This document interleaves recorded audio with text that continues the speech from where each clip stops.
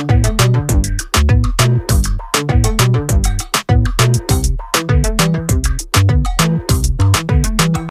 Good evening. मैं राजीव अवस्थी। हमारे YouTube channel make learning your passion में आपका स्वागत है। जैसा कि आज देख रहे हैं हम कक्षा 5 की हिंदी पुस्तक वाटिका वाटिका का पाठ नंबर 20। पाठ का नाम है राष्ट्र गौरव। पाठ का नाम राष्ट्र गौरव कलाम। यहाँ पर आप जो तस्वीर देख रहे हैं वह तस्वीर हमारे देश के पूर्व राष्ट्रपति एवं प्रसिद्ध वैज्ञानिक डॉक्टर APJ अब्दुल कलाम की तस्वीर है और इनको missile man of India, Bharat का मिसाइल मैन कहा जाता है क्योंकि इन्होंने भारत के मिसाइल प्रोग्राम में बहुत बड़ा उनका बहुत बड़ा योगदान रहा है। तो चलिए हम अपने पाठ की तरफ चलते हैं। पहला पाठ, पहली लाइन सबसे पहले पढ़ना स्टार्ट करते हैं। क्या लिखा है? मिसाइल मैन के नाम से विख्यात डॉक्टर APJ अब्दुल कलाम। इनका पूरा नाम अबुल पाकिर जैनुल आबदीन अब्दुल कलाम था। इनका जन्म 15 अक्टूबर 1931 को तमिलनाडु राज्य के रामेश्वरम कस्बे के समीप धनुषकोडी गांव रामनाथपुरम में हुआ था। इनके पिता जैनुल आबदीन और मां का नाम आसियम्मा था। बालक कलाम ने अपने माता पिता से अनुशासन, ईमानदारी, उदारता एवं ईश्वर में असीम श्रद्धा भाव रखना सीखा था। इनका जन्म 15 अक्टूबर 1931 को तमिलनाडु राज्य के रामेश्वरम कस्बे के समीप एक धनुषकोडी गांव में हुआ था। चलिए आगे पढ़ते हैं। अब्दुल कलाम की आरंभिक शिक्षा रामेश्वरम के प्राइमरी स्कूल में हुई। वर्ष 1950 में विज्ञान में स्नातक करने के बाद 1957 में मद्रास इंस्टीट्यूट ऑफ टेक्नोलॉजी से एरोनॉटिकल इंजीनियरिंग में डिप्लोमा किया।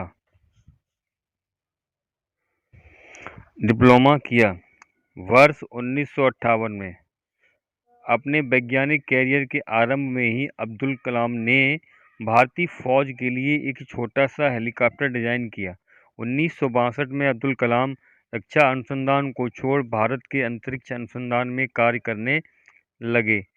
अब्दुल कलाम के नेतृत्व में 1980 में रोहिणी नाम के उपग्रह को सफलतापूर्वक पृथ्वी के निकट स्थापित कर दिया गया। इस महत्वपूर्ण योगदान के लिए 1981 में भारत सरकार द्वारा इन्हें पद्म भूषण से सम्मानित किया गया। यानी सन 1981 में इनको पद्म भूषण से भी सम्मानित किया गया। अब सन 1982 में डॉक्टर कलाम भारतीय रक्षा अनुसंधान एवं विकास संगठन, इसका संक्षिप्त नाम है DRDO, तो DRDO के निदेशक बनाए गए। इस दौरान अग्नि, पृथ्वी व आकाश जैसी मिसाइलों के प्रक्षेपण में कलाम ने बहुत ही महत्वपूर्ण भूमिका निभाई थी। वर्ष 1992 में अब्दुल कलाम रक्षा मंत्री के वैज्ञानिक सलाहकार भी बने।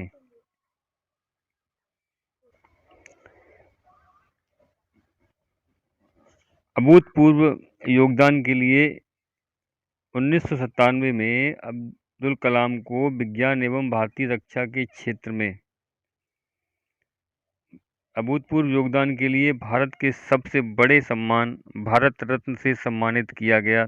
वर्ष 1974 में पोखरण में प्रथम परमाणु परीक्षण के कार्यक्रम में कलाम एक दर्शक की तरह मौजूद थे।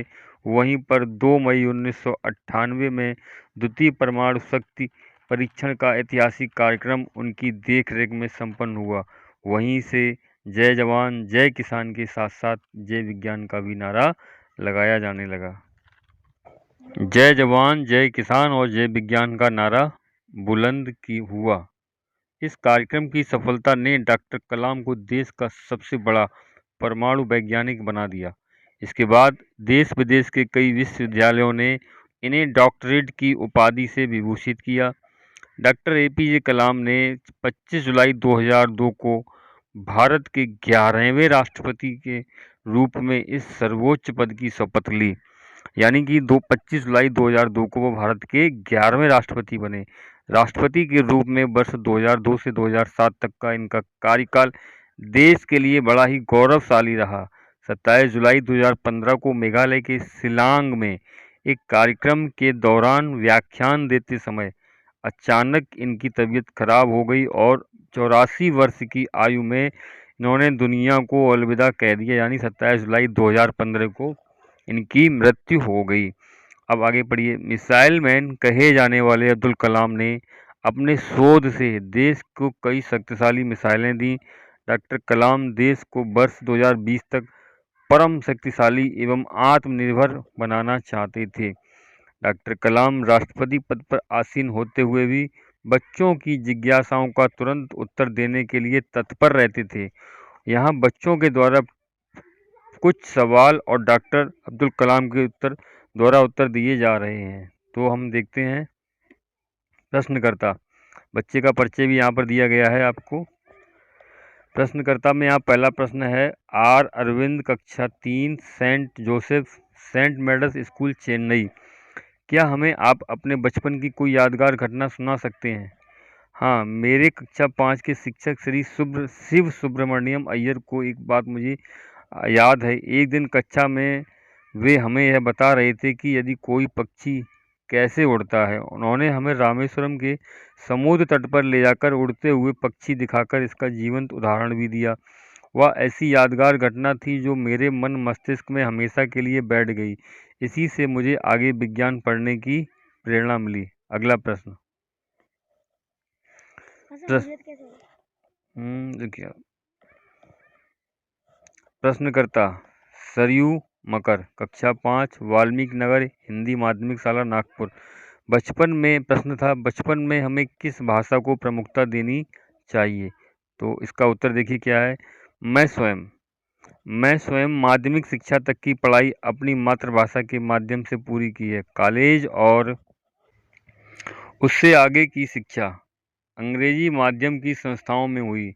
मेरा मानना है कि हम कॉलेज में भी माध्यम के रूप में मातृभाषा का चुनाव कर सकते हैं, क्योंकि युवा अपनी मातृभाषा में ही सोचता है, उसी में अपनी बात सहजता से कहने में सक्षम होता है।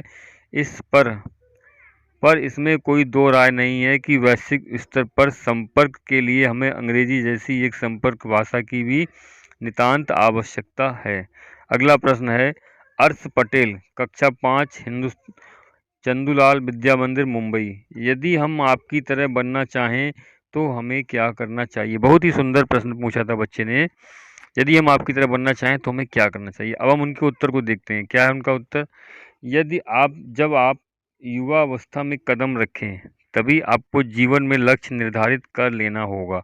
हमेशा कुछ बड़ा सोचो। जैसे ही यह अनुभूत हो कि आप आखिर बनना क्या चाहते हैं, तभी उस दिशा में प्रयास और श्रम प्रारंभ कर दो। जी तोड़ मेहनत करो। ज्यों-ज्यों आप आगे की ओर बढ़ोगे, आपका सामना बाधाओं तथा कठिनाइयों से होगा। आपको अपने अंदर दृढ़ साहस पैदा करना होगा। समस्याओं को पराजित करने में महारत हासिल करनी होगी, तभी जीवन में सफल हो पाओगे। पहले यह जरूरी है कि आप निरंतर ज्ञान अर्जित करो। सबसे पहले आप क्या करो? निरंतर ज्ञान अर्जित करो और समस्याओं को पराजित करने में महारत हासिल करो। बहुत सुंदर जवाब। अगला सवाल देखते हैं क्या है। प्रश्नकर्ता चिराग जैन, कक्षा 7, बॉम्बे कैम्ब्रिज, अंधेरी पश्चिमी, मुंबई। प्रश्न है, वह कौन सी बड़ी चुनौती है जिसका सामना हमें आज करना पड़ रहा है? तो उन्होंने उत्तर दिया, भारत सन 2020 तक एक विकसित राष्ट्र के रूप में परिवर्तित करना। भारत को सन 2020 तक एक विकसित राष्ट्र के रूप में परिवर्तित करना और देश के 1 अरब से अधिक नागरिकों के चेहरे पर मुस्कान देखना, यही राष्ट्र के समक्ष सबसे बड़ी चुनौती है। अगला प्रश्न है, हर्ष चांडक, कक्षा 7, डॉक्टर एस राधाकृष्णन विद्यालय, मलाड, मुंबई। आपकी दृष्टि में साहस की परिभाषा क्या है? तो क्या कहते हैं कि अपनी जान की परवाह किए बिना दूसरों का संकट या विपत्ति से बचाना ही साहस है। अपनी जान की परवाह किए बिना दूसरों को संकट या विपत्ति से बचाना साहस है। अगला प्रश्न है, सत्यम, कक्षा 10, जिला स्कूल, मुंगेर। जो भी बच्चे आपसे मिलते हैं वे कहते हैं कि वे एक प्रसिद्ध वैज्ञानिक, इंजीनियर, डॉक्टर आदि बनना चाहते हैं, लेकिन किसान, मजदूर और कलाकार भी किसी राष्ट्र के लिए उतने ही महत्वपूर्ण हैं। हम ऐसे ही परिवारों से आते हैं। हमारे लिए आपका क्या संदेश है? देखिए, किसान, उत्तर में क्या कहा उन्होंने, किसान, मजदूर, कलाकार और दस्तकार, ये सभी हमारे राष्ट्र के अभिन्न अंग हैं। राष्ट्र निर्माण में हमें उन सभी की सेवाओं की समान रूप से आवश्यकता है। आप सभी को चाहिए कि अपने अपने क्षेत्रों में खूब उन्नति करें। चलिए आगे देखते हैं अगला प्रश्न। अगला नाम है प्रश्नकर्ता एस कार्तिक। एस कार्तिक, कक्षा 12, अमर ज्योति इंग्लिश स्कूल, बेंगलोर। कई छात्रों के बड़े बड़े लक्ष्य होते हैं, पर आर्थिक तथा अन्य समस्याओं के कारण वे उन्हें प्राप्त नहीं कर पाते। वे अपना लक्ष्य आखिर कैसे प्राप्त करें? देखिए, आप उसका उत्तर क्या था? स्कूल में पढ़ाई में अच्छा प्रदर्शन करने पर छात्रवृत्ति प्राप्त होगी। साथ ही उच्च शिक्षा के लिए बैंकों से ऋण लेने हेतु पात्रता भी बनेगी। जीवन में ऊंचा लक्ष्य निर्धारित करने पर बाधाएं तो आती ही हैं। हमें कठोर परिश्रम और उत्कृष्ट कार्यों में से इन्हें पराजित करना होगा। विघ्न बाधाओं से व्यक्ति को पराजित नहीं होना चाहिए। तो ये थे बच्चों के द्वारा पूछे गए प्रश्नों के उत्तर। चलिए थोड़ा सा कठिन शब्दों को भी चर्चा कर लेते हैं। पहला कठिन शब्द है सक्षम, यानी कि समर्थ। अगला है वैश्विक स्तर, यानी विश्व लेवल पर। अवस्था यानी उम्र। लक्ष्य माने उद्देश्य। शोध माने खोज।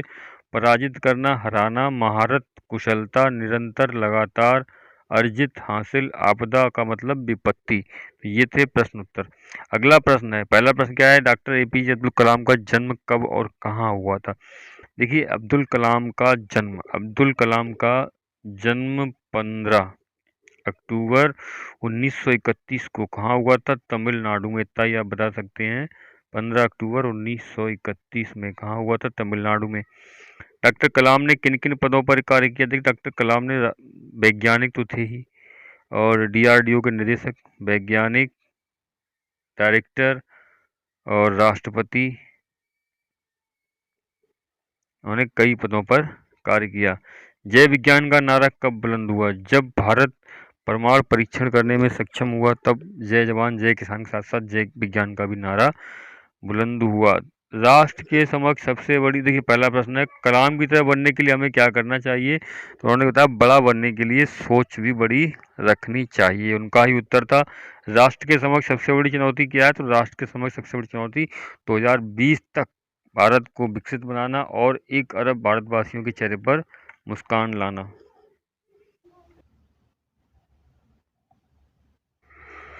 आइए चलते हैं हम कार्य पुस्तिका की ओर। तो हमारी कार्य पुस्तिका में जो प्रश्न दिया गया है, जो पहला प्रश्न है, लिखा है मिसाइल मैन के नाम से कौन विख्यात है? तो हमारा उत्तर होगा डॉक्टर अब्दुल कलाम। डॉक्टर अब्दुल कलाम मिसाइल मैन के नाम से विख्यात थे। अगला प्रश्न है, डॉक्टर एपीजे अब्दुल कलाम का पूरा नाम क्या है? तो एपीजे अब्दुल पाकिर जैनुल आबदीन अब्दुल कलाम। एपीजे अब्दुल कलाम का पूरा नाम क्या था? एपीजे अब्दुल कलाम का पूरा नाम अबुल पाकिर जैनुल आबदीन था। अगला प्रश्न, यदि आपको यदि आपको साक्षात्कार लेने का अवसर मिले तो आप किसका साक्षात्कार लेंगे? देखिए, जैसे अगर हमको साक्षात्कार लेने का अवसर मिलता है तो हम किसी महान व्यक्ति का साक्षात्कार लेंगे जो विज्ञान, कृषि, शिक्षा या किसी अन्य क्षेत्र में सबसे अच्छी उपलब्धि की धारण की हो, हम उस व्यक्ति का साक्षात्कार लेने की कोशिश करेंगे। अगला प्रश्न है, आप साक्षात्कार में कौन कौन से प्रश्न पूछेंगे? देखिए, जैसा कि हमने ये पाठ पढ़ा है, इस पाठ में पूछे गए प्रश्नों की तरह ही हम भी यही प्रश्न पूछेंगे। अगर हमको साक्षात्कार करने का अवसर मिलता है तो हम भी ऐसे ही प्रश्न पूछेंगे। अगला प्रश्न है, दिए गए नारों को संबंधित व्यक्तियों से जोड़िए। देखिए क्या है कि यहाँ पर एक नारा दिया गया है, जय जवान जय किसान। जय जवान जय किसान नारा पता होगा आपको, हमारे पूर्व प्रधानमंत्री लाल बहादुर शास्त्री जी का था। अगला है दिल्ली चलो। सुभाष चंद्र बोस ने कहा था कि दिल्ली चलिए। इंकलाब जिंदाबाद। भगत सिंह, जो कि बहुत हमारे क्रांतिकारी रहे हैं, भगत सिंह, इनको फांसी दे दी गई थी। इनका नाम बहुत ही स्वर्ण अक्षरों में लिखा गया है इतिहास में।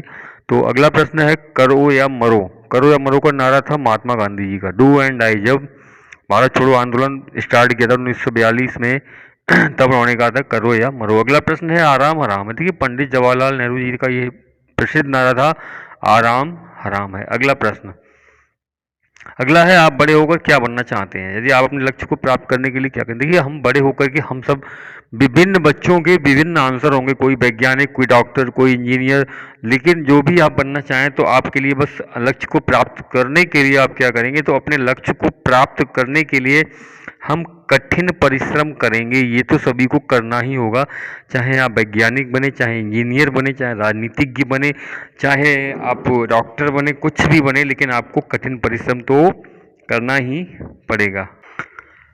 सही जोड़े बनाइए।